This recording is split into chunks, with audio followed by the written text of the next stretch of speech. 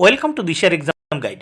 প্রিয় একাদশ শ্রেণীর পরীক্ষার্থী বন্ধুরা, তোমাদের জন্য এই ভিডিওটিতে আমি আলোচনা করতে চলেছি একাদশ শ্রেণীর রাষ্ট্রবিজ্ঞান বিষয়ের লাস্ট মিনিট 100% কমন সাজেশান।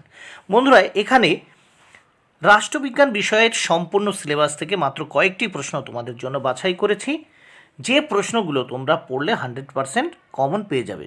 বন্ধুরা, তাহলে দেখে নাও একাদশ শ্রেণীর last minute final suggestion, mark 8, 100% common. প্রথম প্রশ্ন দেখে নাও, রাষ্ট্রবিজ্ঞানের রাষ্ট্রকেন্দ্রিক ও রাষ্ট্রনিরপেক্ষ সংজ্ঞাগুলি আলোচনা করো। 2 নম্বর প্রশ্ন, রাষ্ট্রবিজ্ঞানের সংজ্ঞা ও বৈশিষ্ট্য আলোচনা করো। বন্ধুরা, প্রত্যেকটি প্রশ্ন কিন্তু তোমাদের পড়ে নিতে হবে, এই প্রশ্নগুলির মধ্যে কোনো প্রশ্ন তোমরা কিন্তু বাদ দেবে না। 3 নম্বর প্রশ্ন, রাষ্ট্রের উৎপত্তি সম্পর্কে ঐশ্বরিক মতবাদ বা বিবর্তনমূলক মতবাদ আলোচনা করো। 4 নম্বর প্রশ্ন, জাতীয়তাবাদ ও আন্তর্জাতিকতাবাদ সম্পর্কে আলোচনা করো।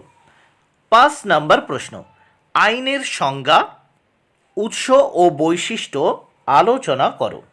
6 নম্বর প্রশ্ন, গণতন্ত্র ও একনায়কতন্ত্রের মধ্যে পার্থক্য লেখো। 7 নম্বর প্রশ্ন, লিখিত ও অলিখিত সংবিধানের সুবিধা ও অসুবিধাগুলি লেখো। 8 নম্বর প্রশ্ন, ভারতীয় সংবিধানের উল্লেখযোগ্য বৈশিষ্ট্যগুলি লেখো। 9 নম্বর প্রশ্ন, গণতন্ত্র কাকে বলে, গণতন্ত্রের সুবিধা ও অসুবিধাগুলি আলোচনা করো।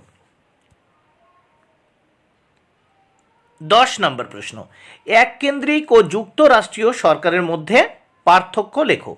11 নম্বর প্রশ্ন, যুক্তরাষ্ট্রীয় সরকার কাকে বলে, যুক্তরাষ্ট্রীয় সরকারের বৈশিষ্ট্যগুলি লেখো।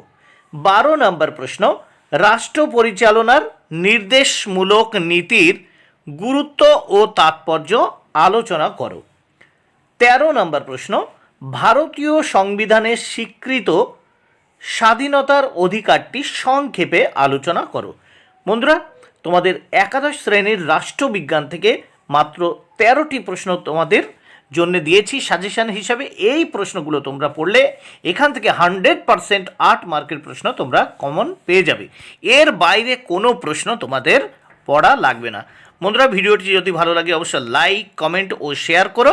Thank you very much. Keep watching my channel and my video.